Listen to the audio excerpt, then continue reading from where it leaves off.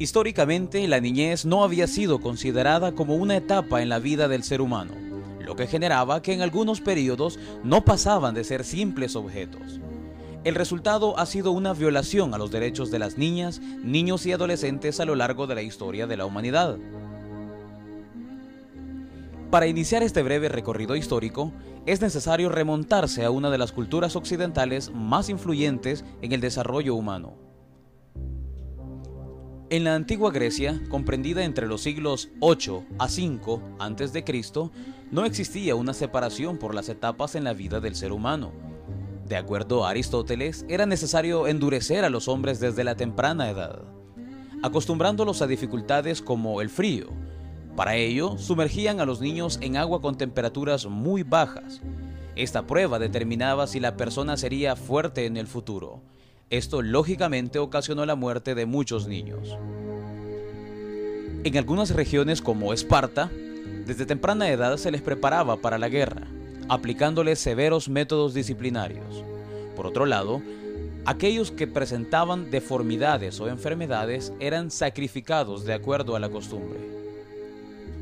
Posteriormente, con el surgimiento del Imperio Romano, comprendido en los siglos 27 a.C.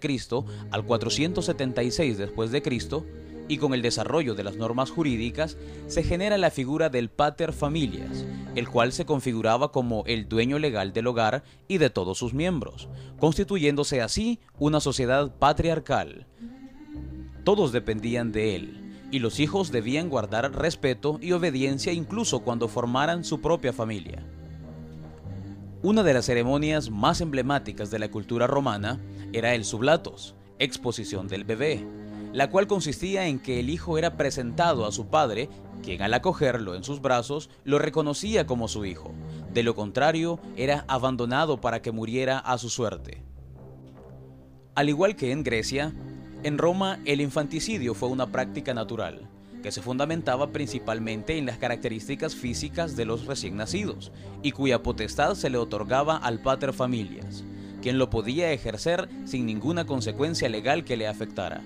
El sacrificio debía llevarse a cabo antes de los 7 años. Es así que la niñez no tenía un estatus humano reconocido, al punto que no tenía derecho a vivir una vez nacido. Por otro lado, los romanos establecieron una clasificación de las personas de acuerdo a su condición dentro de la estructura social. Es así que generaron características por medio de las cuales hacían referencia a las diferencias entre estos y los hombres libres. En tal sentido, la infancia fue clasificada para hacer dicha distinción, dividiéndose en categorías según el grado de discernimiento que se concebía en ellos, de tal forma que se dividió en primera infancia y mayor infancia. La primera la conformaban los niños de 0 a 7 años, y la segunda era conformada por los niños de 7 a 14 años, que abarcaba también en las edades más próximas a la pubertad, que era de los 14 a los 21 años. En la etapa de la Edad Media, las cosas no cambiaron sustancialmente. Las niñas, niños y adolescentes siguieron siendo excluidos y vulnerados de manera sistemática.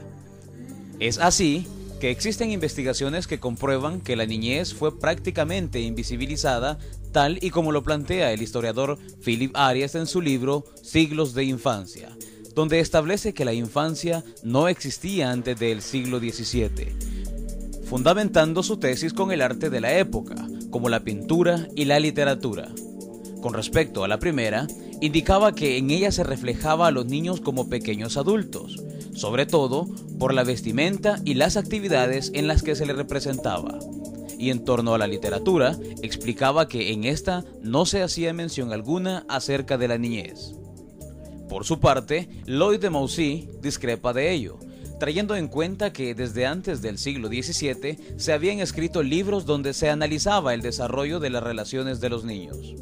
Él expone en su libro denominado La evolución de la infancia, parte 1, que existen algunas pruebas de que el uso de máscaras para asustar a los niños se remonta a la antigüedad. El tema del miedo en los niños es uno de los preferidos de los artistas, desde los frescos romanos hasta los grabados de Jacques Stella del siglo XVII. Así, por ejemplo, Dion Crisóstomo En la época del Imperio Romano decía que mediante imágenes aterradoras se disuade a los niños cuando quieren comer o jugar o cualquier otra cosa inoportunamente. En este mismo sentido, señala de Maussy que los niños siempre han cuidado de los adultos en diversas formas, ya que desde la época romana, niños y niñas servían a sus padres en la mesa y en la Edad Media, todos los niños, excepto los de sangre real, tenían una función de sirvientes, en sus hogares o en casas ajenas, y muchas veces tenían que salir apresurados de la escuela al mediodía para atender a sus padres. A pesar de que generalmente la niñez ejercía labores desde aproximadamente los 4 años de edad, fue hasta el siglo XXI que comenzó a discutirse el tema del trabajo infantil.